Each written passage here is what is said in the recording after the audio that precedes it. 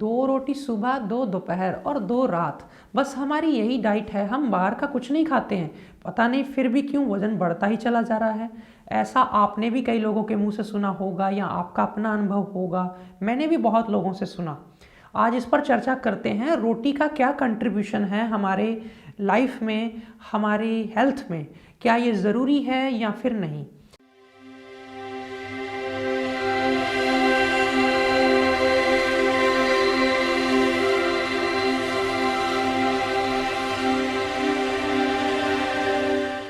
नमस्कारम, मैं नित्यानंदम श्री आप सबके लिए योग, आयुर्वेद, डाइट और स्वास्थ्य की बहुत सारी जानकारियाँ लेकर के आता रहता हूँ।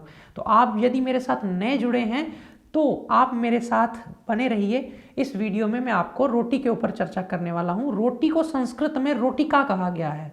आयुर्वेद के ग्रंथ भाव प्रकाश निघंटु में इसके बारे में एक श्लोक आता है पूरा, जिसमें बनाने की विधि और इसके गुण, फायदे सब कुछ बताया गया है। मैं आपको सार में बताना चाहूँगा। उसमें कहा गया है कि ये रोटिका कफकारी होती है, यानी कि कफ धातु को बढ़ाती है, यानी बल को, वीर्य को, पुष्टि को बढ़ाएगी, थोड़ा सुडौल बनाएगी ये रोटी। और इसको अगर एक्सेस में खाना शुरू कर दें तो वज़न बढ़ेगा, क्योंकि कफ धातु के ही बढ़ने से या कफ अधिक दोष बढ़ने लगे अंदर तो फिर वेट बढ़ने लगता है। ये चीज़ आपको ध्यान में रखनी है। इसलिए मैं आपको कई बार कहता हूँ कि आप दलिया खाइए, आप कुछ ऐसे चिल्ला बना लीजिए, हालांकि वो भी सेम इंग्रेडिएंट होगा। आप कहेंगे जी फ़र्क क्या आया। मैं उदाहरण देना चाहता हूँ, एक बर्फ़ का बहुत बड़ा टुकड़ा सिल लेकर के आइए बाज़ार से या कहीं से भी आप, तो आप उसको रख दीजिए रूम टेम्परेचर पे। वो पिघलेगा धीरे धीरे धीरे धीरे धीरे धीरे, और पिघल पिघल करके वो 1 दिन में 2 दिन में पूरा मेल्ट होके पानी बन जाएगा। वहीं दूसरी तरफ आप उतनी ही आकार की बर्फ़ सिल लेकर के आइए, उसको टुकड़े टुकड़े काट दीजिए, चूरा चूरा कर दीजिए, फिर उसको रखिए वहाँ पे। वो थोड़ी देर में ही लिक्विड बन जाएगा। क्यों? क्योंकि आपने उसको बहुत छोटे टुकड़ों में काट दिया। उसका जो एक आकार है वो अब यूनाइटेड नहीं रहा, तो वो जल्दी पिघल गया हवा के संपर्क में आके। ठीक इसी तरह रोटी को आप पानी में डाल करके या कोई चीज़ उसमें बाइंडर डाल करके गूंद करके आप उसको बेलते हैं, एक कंसिस्टेंसी उसमें, एक थिकनेस आ जाती है, आपस में पकड़ आ जाती है। वो जब आप खाते हैं तो पेट की पाचन अग्नि को बहुत जोर लगा के उसको पचाना पड़ता है, और फिर वो रोज़ रोज़ रोज़ रोज़ खाने से भारीपन भी करती है। और वहीं दूसरी तरफ जो दलिया होगा या छोटी छोटी कोई चीला पतला आपने ऐसे तवे पर पानी वाला जो घोल बना करके डाल के बना लिया, वो इतना पतला होने की वजह से हल्का जल्दी पच जाएगा। बस इतना सा अंतर है। बाकी रोटी को 3 टाइम यदि आप खाते हैं सेम, तो बॉडी में सेम न्यूट्रिशन, सेम टाइप की चीज़, बार बार वही कार्ब्स जाती हैं, तो बॉडी हैबिचुअल हो जाती है, उसको उसकी नीड नहीं रहती।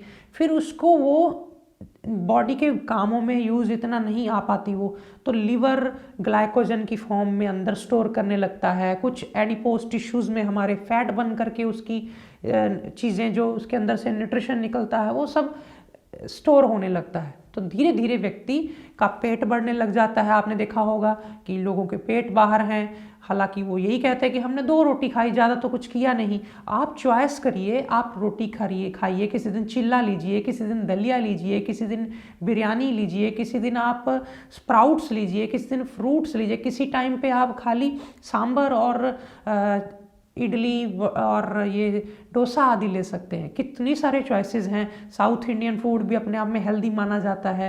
बहुत सारी नॉर्थ इंडियन डिशेस भी हेल्दी हैं, ज़रूरी नहीं है। रोटी भी हेल्दी है, लेकिन जो लोग बढ़ रहे हैं, जो बच्चे दुबले पतले हैं, पता है खाया पिया लग जाता है, इधर उधर भागने दौड़ने में पच जाता है, उनको खूब खाने दीजिए। जो बिल्कुल ऐसा लाइफस्टाइल जीते हैं, बैठे रहना, ऑफिस में काम करना, पुराना खाना खाया भी पचा ही नहीं है और फिर अगला टाइम हो गया और आपको रूटीन बनी हुई है कि खाना तो खाना ही है, तो ऐसे में आप रोटी को रिप्लेस करिए।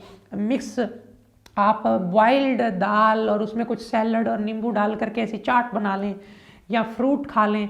बहुत सारी चॉइस है। आप रोटी को अगर तीनों टाइम लेंगे रेगुलर, भले ही आप पतले दुबले ही क्यों ना हो, आपका पाचन एकदम मज़ेदार नहीं रहेगा। सेम चीज़ बार बार लेकर के गैस बनेगी। हालांकि गेहूं की रोटी जो है या कोई भी रोटी हो, जब आप तवे पे सेक लेते हैं तो वो वातनाशक हो जाती है, वायु का नाश करती है। लेकिन फिर भी आप रोज़ रोज़ रोज़ रोज़ सेम चीज़ खाएंगे तो बॉडी की चमक, ऊर्जा, एनर्जी, जो बॉडी अलग अलग तरह की डाइट से एनर्जी निकाल पाती है, वो सेम तरह की रोज़ डाइट लेने से शायद नहीं निकाल पाएगी। आप भी नोट करेंगे।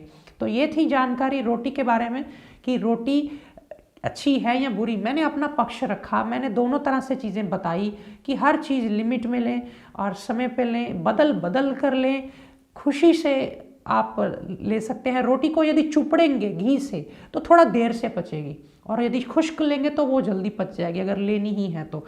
घी से वो चिपड़े जिसको जल्दी भूख लग जाती है, बार बार लग जाती है, और जिनको वजन थोड़ा बढ़ाना है और भूख को थोड़ा शांत रखना है, और जिनको लगता है कि खाया पिया पचता ही नहीं है, उनको फिर बिना चुपड़े ऐसे ले लेनी चाहिए।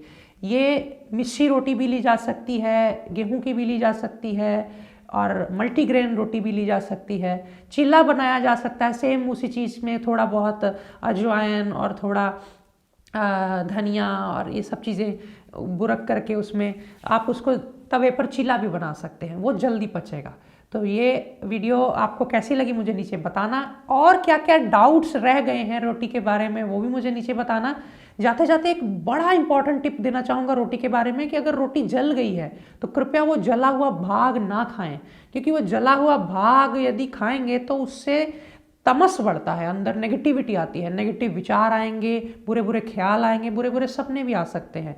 और ज़्यादा जली हुई चीज़ें, जली हुई रोटी, जली हुई सब्जी खाने से इससे तनाव, स्ट्रेस, एंग्जाइटी और मूड स्विंग्स होने लगेंगे और डिप्रेशन तक भी हो सकता है। ये जानकारी आपको ध्यान में रखनी है, दूसरों को भी बताएं। आज फिलहाल इतना ही, नमस्कार।